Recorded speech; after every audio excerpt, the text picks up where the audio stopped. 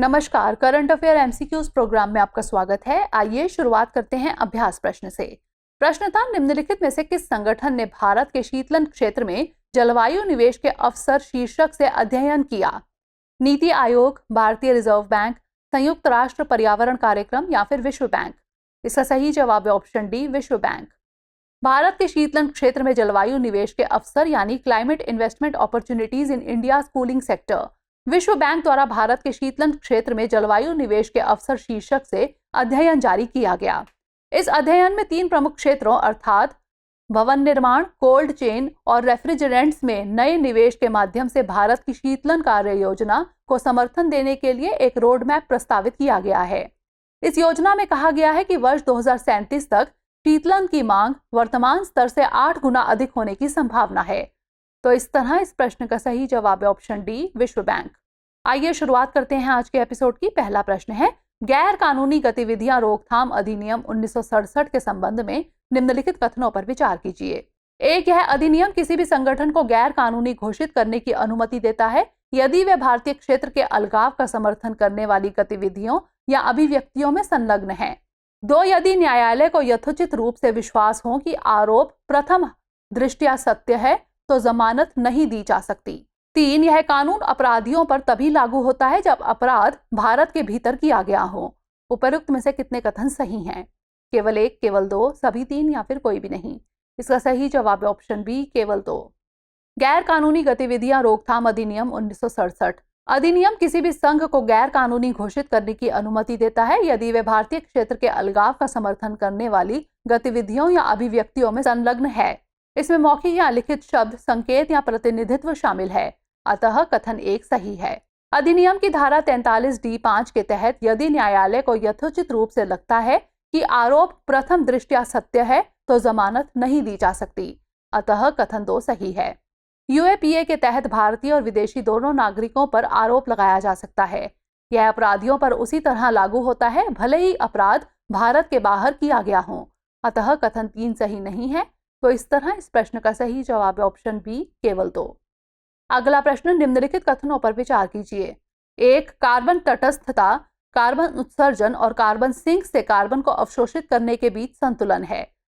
2, carbon नकारात्मक तब होता है जब कोई कंपनी वायुमंडल से जितना उत्सर्जित करती है उससे अधिक CO2 निकालती है। उपरोक्त में से कौन सा यहाँ से कथन सही है या फिर है? केवल 1, केवल 2, 1 और 2 दोनों या फिर ना तो 1 और ना ही 2? इसका सही जवाब है ऑप्शन सी, 1 और 2 दोनों। कार्बन तटस्थता, कार्बन उत्सर्जन और कार्बन सिंक से कार्बन को अवशोषित करने के बीच संतुलन है। औद्योगिक गतिविधियों से वातावरण में निष्कासित CO2 को बराबर मात्रा में हटाकर संतुलित किया जाता है, अतः कथन 1 सही है। कार्बन नकारात्मक तब होता है जब कोई कंपनी वायुमंडल से जितना CO2 उत्सर्जित करती है उससे अधिक निष्कासित करती है। कार्बन उत्सर्जन की नकारात्मक मात्रा वाली कंपनी का जलवायु पर सकारात्मक प्रभाव पड़ता है, अतः कथन 2 सही है। तो इस तरह इस प्रश्न का सही जवाब है ऑप्शन सी, 1 और 2 दोनों। अगला प्रश्न, निम्नलिखित में से कौन सा चौथी औद्योगिक क्रांति की सर्वोत्तम विशेषता बताता है? प्रौद्योगिकियों का सम्मिश्रण भौतिक, डिजिटल और जैविक क्षेत्रों के बीच की रेखाओं को धुंधला कर रहा है। असेंबली लाइनों के माध्यम से वस्तुओं का बड़े पैमाने पर उत्पादन, कंप्यूटर और वैश्विक आपूर्ति श्रृंखला का परिचय या फिर स्टीम पावर और यंत्रीकृत यानी मैकेनाइज्ड विनिर्माण का व्यापक उपयोग? इसका सही जवाब है ऑप्शन ए, प्रौद्योगिकियों का सम्मिश्रण भौतिक, डिजिटल और जैविक क्षेत्रों के बीच की रेखाओं को धुंधला कर रहा है। चौथी औद्योगिक क्रांति भौतिक, डिजिटल और जैविक दुनिया के बीच की सीमाओं के धुंधलेपन का वर्णन करने का एक तरीका है। यह कृत्रिम बुद्धिमत्ता यानी AI, robotics, internet of things, Web3, blockchain, 3D printing, genetic engineering, quantum computing और अन्य तकनीकों में हुई प्रगति का एक संयोजन है। यह कई उत्पादों और सेवाओं के पीछे की सामूहिक शक्ति है जो आधुनिक जीवन के लिए तेजी से अपरिहार्य होते जा रहे हैं। तो इस तरह इस प्रश्न का सही जवाब है ऑप्शन ए, प्रौद्योगिकियों का सम्मिश्रण भौतिक, डिजिटल और जैविक क्षेत्रों के बीच की रेखाओं को धुंधला कर रहा है। अगला प्रश्न, निम्नलिखित में से कौन सा यहाँ से कथन सही है या फिर है? 1, green house gas protocol GHG उत्सर्जन को 3 लक्ष्यों में वर्गीकृत करता है। 2, लक्ष्य 3 में वे उत्सर्जन शामिल हैं जिनके लिए कोई कंपनी अपनी अपस्ट्रीम और डाउनस्ट्रीम गतिविधियों के कारण अप्रत्यक्ष रूप से जिम्मेदार है। 3 लक्ष्य 3 उत्सर्जन को कम करना सबसे कठिन है। नीचे दिए गए कोड का उपयोग करके सही उत्तर चुनिए। केवल 1 और 2, केवल 2 और 3, केवल 1 या फिर 1, 2 और 3। इसका सही जवाब है ऑप्शन डी 1, 2 और 3। लक्ष्य 3 उत्सर्जन। ग्रीन हाउस गैस प्रोटोकॉल, जो ग्रीन हाउस गैस उत्सर्जन के लिए सबसे व्यापक रूप से मान्यता प्राप्त लेखांकन मानक प्रदान करता है, GHG उत्सर्जन को 3 लक्ष्यों में वर्गीकृत करता है। अतः कथन 1 सही है। लक्ष्य 1, 2 और 3 उत्सर्जन। लक्ष्य 1 में स्वामित्व या नियंत्रित स्रोतों से प्रत्यक्ष उत्सर्जन शामिल है। लक्ष्य 2 में बिजली, भाप, हीटिंग और कूलिंग की खरीद तथा उपयोग से अप्रत्यक्ष उत्सर्जन शामिल है। लक्ष्य 3 में अन्य सभी अप्रत्यक्ष उत्सर्जन शामिल हैं, जो एक संगठन की अपस्ट्रीम और डाउनस्ट्रीम गतिविधियों में होते हैं। अतः कथन 2 सही है। लक्ष्य 3 उत्सर्जन कुल उत्सर्जन का वर्तमान में सबसे अधिक अनुपात है। इसे कम करना कठिन है। अतः कथन 3 सही है। तो इस तरह इस प्रश्न का सही जवाब है ऑप्शन डी 1, 2 और 3। अगला प्रश्न एक्स किरणों यानी एक्स रेज के बारे में निम्नलिखित कथनों पर विचार कीजिए। एक है विद्युत चुंबकीय विकिरण का एक रूप है जिसमें दृश्य प्रकाश की तुलना में उच्च ऊर्जा, उच्च आवृत्ति और लघु तरंग दैर्ध्य होती है। 2 इसमें मानव शरीर रहित अधिकांश माध्यमों में प्रवेश करने और आंतरिक संरचनाओं की छवियां उत्पन्न करने की क्षमता होती है। उपर्युक्त में से कौन सा यहाँ से कथन सही नहीं है या फिर है?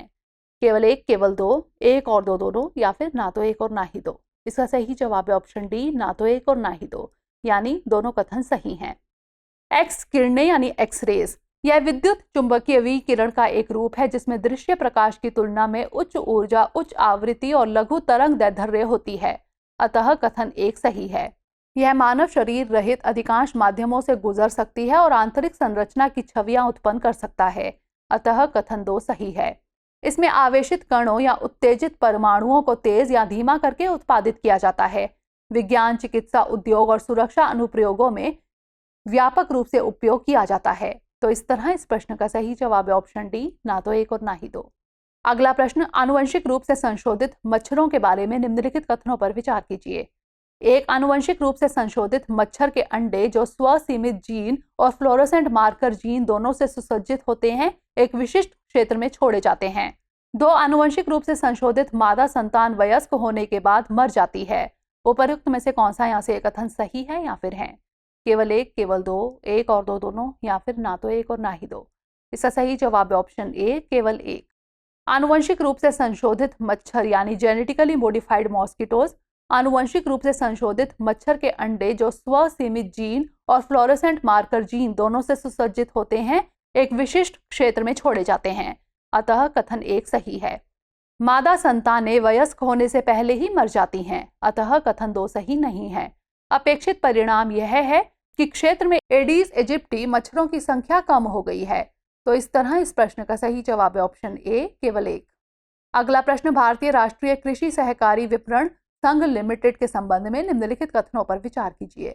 एक यह खाद्य प्रसंस्करण उद्योग मंत्रालय के तहत एक कार्यरत एक शीर्ष संगठन है। 2 यह बहुराज्य सहकारी समिति अधिनियम 2002 के तहत पंजीकृत है। 3 यह भारत में प्याज, दालों और तिलहन जैसे कृषि उत्पादों के सबसे बड़े खरीदारों में से एक है। उपर्युक्त में से कितने कथन सही हैं? केवल 1, केवल 2, सभी 3, या फिर कोई भी नहीं। इसका सही जवाब है ऑप्शन बी केवल 2। भारतीय राष्ट्रीय कृषि सहकारी विपणन संघ लिमिटेड यानी नाफेड भारत सरकार के कृषि मंत्रालय के अंतर्गत एक शीर्ष संगठन है जो भारत में कृषि उपज के लिए सहकारी समितियों के विपणन से संबंधित है। अतः कथन 1 सही नहीं है। यह बहुराज्य सहकारी समिति अधिनियम 2002 के तहत पंजीकृत है। अतः कथन 2 सही है। यह देश में उत्पादित प्याज, दालों और तिलहन जैसे कृषि उत्पादों का सबसे बड़ा खरीदार है। अतः कथन 3 सही है। तो इस तरह इस प्रश्न का सही जवाब है ऑप्शन बी केवल 2। अगला प्रश्न है विश्व बौद्धिक संपदा संगठन के बारे में निम्नलिखित कथनों पर विचार कीजिए। एक यह एक स्वायत्त निकाय है जिसमें भारत सहित 193 सदस्य देश शामिल हैं। 2 WIPO द्वारा प्रकाशित ग्लोबल इनोवेशन इंडेक्स 2023 रैंकिंग में भारत 40वें स्थान पर है। उपर्युक्त में से कौन सा यहाँ से कथन सही है या फिर है? केवल 1, केवल 2, 1 और 2 दोनों, या फिर ना तो 1 और ना ही 2। इसका सही जवाब है ऑप्शन बी केवल 2। विश्व बौद्धिक संपदा संगठन यानी WIPO बौद्धिक संपदा यानी इंटेलेक्चुअल प्रॉपर्टी सेवाओं, नीति, सूचना और सहयोग के लिए वैश्विक मंच है। यह संयुक्त राष्ट्र की एक स्व वित्त पोषित एजेंसी है जिसमें भारत सहित 193 सदस्य देश शामिल हैं। यह संयुक्त राष्ट्र की सबसे पुरानी विशेष एजेंसियों में से एक है, अतः कथन एक सही नहीं है।